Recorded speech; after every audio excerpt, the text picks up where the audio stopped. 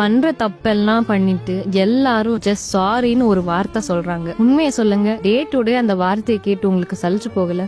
ஒரு ரிலேஷன்ஷிப்பா இருக்கட்டும், ஃப்ரெண்ட்ஷிப்பா இருக்கட்டும், என்னவா வேணாலும் இருக்கட்டும், மிஸ்டேக்ஸ் பண்றது அது காமன் தான். தெரியாம ஹர்ட் பண்றது அப்பப்ப நடக்கலாம். ஏன்னா இங்க யாருமே பெர்ஃபெக்ட் கிடையாது. நான் தப்பு பண்ணிட்டேன், இனிமே நான் அந்த தப்பை பண்ண மாட்டேன், நான் என்னோட தப்ப உணர்ந்துட்டேன், ஹர்ட் பண்ணதுக்கே நான் மன்னிச்சிடு அப்படின்ற ஒரு மீனிங் எக்ஸ்பிரஸ் பண்றதுக்கும் அதை கன்வே பண்றதுக்கும் நம்ம யூஸ் பண்ற வேர்ட் தான் sorry. Sorry is a very very powerful word which expresses a depth of your empathy. ஆனா இப்ப அந்த வேர்டை ரொம்ப அபியூஸ் பண்ணி நார்மலைஸ் பண்ணி வச்சுட்டோம். பண்ற தப்ப திருப்பி திருப்பி பண்ணிட்டு சாரின்னு கேட்டா அந்த சாரின்ற வேர்டுக்கு என்ன அர்த்தம் இருக்கு? ஆர் சாரி கேக்குறவங்களுக்கு நம்ம மேல எவ்வளவு ரெஸ்பெக்ட் இருக்கு? ஆர் அவங்க உண்மையாலுமே நம்மள எவ்வளவு வேல்யூ பண்றாங்க அப்படின்ற குவெஸ்சன் தான் தாட்க்கு வருது. சோ இனிமே நீங்க யாரையாச்சும் ஹர்ட் பண்ணாலோ இல்ல தெரியாம ஒரு தப்பு பண்ணிட்டாலோ அதை சேஞ்ச் பண்ணிக்க ட்ரை பண்ணுங்க. அப்போதான் நீங்க கேக்குற சாரிக்கு ஒரு வேல்யூ இருக்கு, ஒரு அர்த்தமும் இருக்கு. உங்ககிட்ட யாராச்சும் சாரி கேக்குறாங்க அப்படின்னா அவங்க அந்த மிஸ்டேக்க சேஞ்ச் பண்ணிக்கிறாங்களான்றத பாருங்க. உண்மையாலுமே அந்த மிஸ்டேக்க அண்டர்ஸ்டாண்ட் பண்ணிக்கிறாங்களான்றத பாருங்க. அந்த மிஸ்டேக்க மறுபடியும் நடக்காத மாதிரி பாத்துக்கிறாங்களான்றத பாருங்க. பிகாஸ்